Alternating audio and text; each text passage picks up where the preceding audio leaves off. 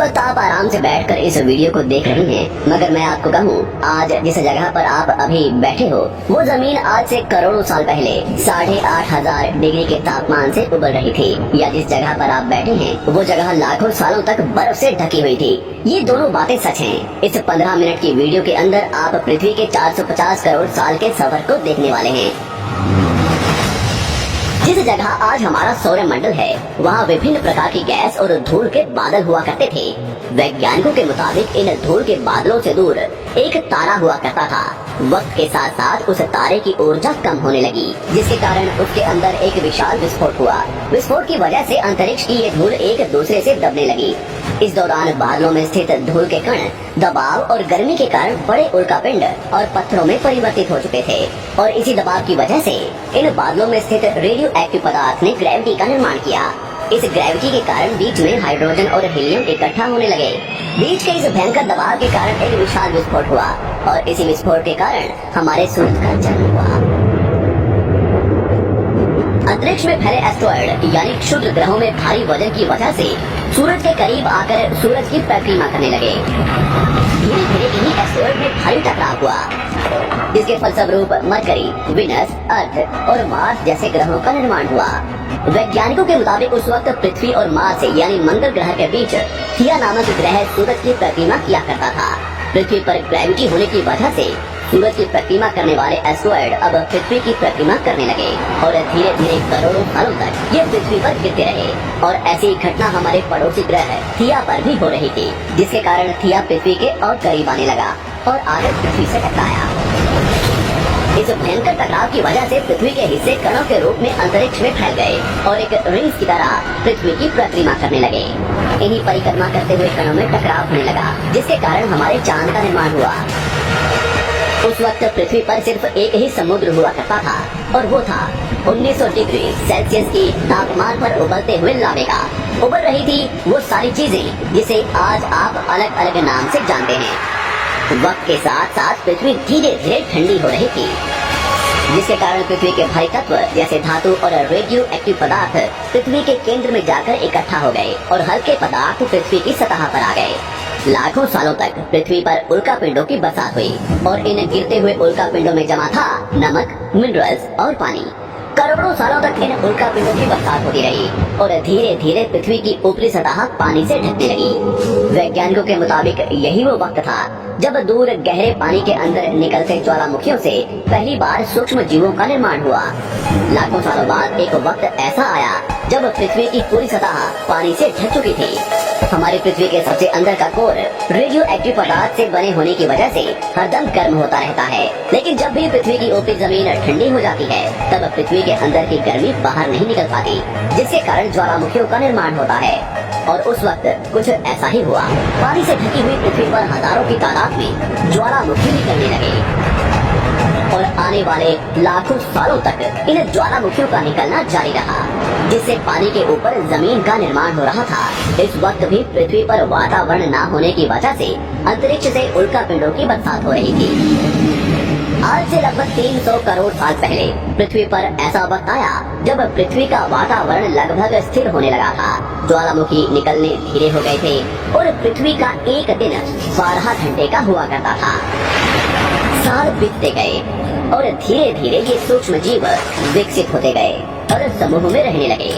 आज से लगभग 250 करोड़ साल पहले पहली बार पृथ्वी पर ऐसे जीवों का निर्माण हुआ जो जीने के लिए ये पानी के अंदर के मिनरल्स यानी खनिज पदार्थ और धूप का इस्तेमाल करते थे, और मल त्याग के रूप में ऑक्सीजन बाहर निकालते थे। इस वक्त तक पृथ्वी पर ज्यादातर ज्वालामुखी निकलने बंद हो चुके थे, और इन माइक्रो बैक्टीरिया की वजह से वातावरण में ऑक्सीजन की मात्रा बढ़ रही थी। वातावरण में ऑक्सीजन बढ़ने की वजह से पृथ्वी का वायुमंडल बनना शुरू हुआ, और आने वाले हजारों सालों तक वातावरण में ऑक्सीजन की मात्रा बढ़ती रही, जिसकी वजह से पृथ्वी के ज्यादातर हिस्सों में ये सूक्ष्म जीव फैल गए। हजारों सालों बाद एक वक्त ऐसा आया जब पृथ्वी में ज्यादा ऑक्सीजन बढ़ने के कारण ये सूक्ष्म जीव मरने शुरू हो गए। उस वक्त तक पृथ्वी का वातावरण ठंडा होने के साथ साथ ऑक्सीजन से भी भर चुका था, जिसके कारण जमीन और वातावरण में स्थित आयरन यानी लोहे के मिनरल्स पानी में स्थित ऑक्सीजन से रिएक्ट होने लगे और एक वक्त ऐसा आया जब पृथ्वी की जमीन आज के मार्स के जैसे लाल हो चुकी थी। वक्त बीतने के साथ साथ धरती की टेक्टोनिक प्लेट्स में दरार होने लगी, जिसके कारण पृथ्वी के अंदर का लावा जमीन की तरह कई लाखों सालों तक खुला उबलता रहा और यही वो कारण था जिसके कारण पृथ्वी के वातावरण में कार्बन डाइऑक्साइड की मात्रा बहुत बढ़ गई और पृथ्वी पर एसिड की वर्षा शुरू हो गई। एसिड रेन की वजह से पृथ्वी का तापमान घटने लगा और तापमान इतना घटा कि पृथ्वी के ऊपर स्थित पानी बर्फ में परिवर्तित होने लगा। पृथ्वी पर पहली बार भयंकर आइस एज आया। इस वक्त पूरी पृथ्वी सफेद बर्फ से ढक चुकी थी। आमतौर पर जब धरती पर सूरज की किरणें गिरती हैं, तब जमीन उन किरणों को सोख लेती है, मगर क्योंकि पूरी पृथ्वी बर्फ से ढक चुकी थी और क्योंकि बर्फ सफेद और चमकीली होती है, जिसके कारण सूरज की किरणें धरती पर गिरने के बाद वापस चली जाती थी।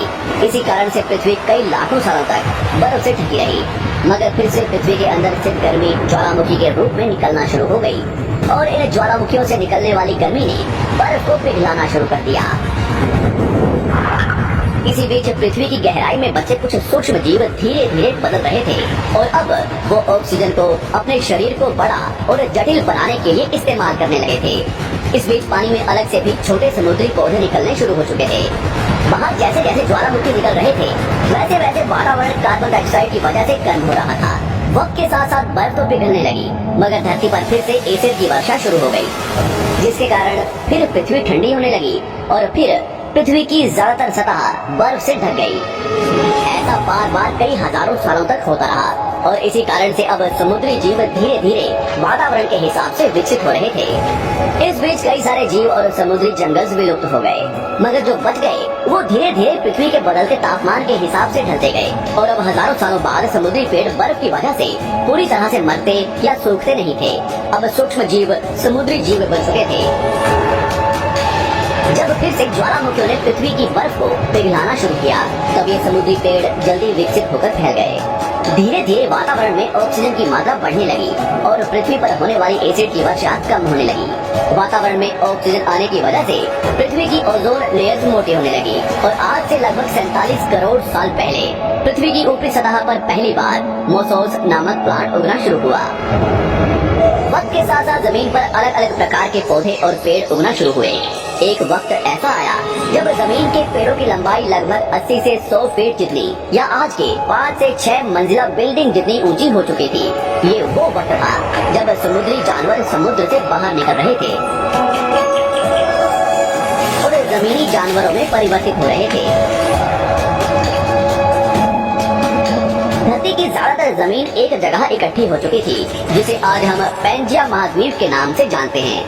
पृथ्वी का वातावरण और तापमान लगभग स्थिर हो चुका था और अब करीब 21 से 23 घंटे का दिन हुआ करता था। अब समुद्री जीव पानी से बाहर रहने लगे थे और वातावरण के हिसाब से उनके शरीर का रंग रूप बदल रहा था। धीरे धीरे ये जमीनी जानवर डायनासोर्स में परिवर्तित हो गए। जिन डायनासोर्स ने पेड़ पौधे खाने शुरू कर दिए, उनका शरीर लंबा और विशाल रूप से विकसित होने लगा। कुछ डायनासोर्स शिकार किया करते थे, जिसके कारण वे छोटे और तेज होते चले गए।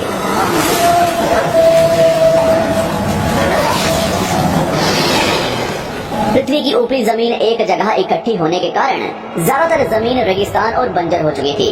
ज्यादातर जंगल समुद्र के करीब हुआ करते थे, जिसमें डायनासोर्स रहा करते थे। आज से लगभग 20 करोड़ साल पहले पैंजिया महाद्वीप टूटना शुरू हो गया।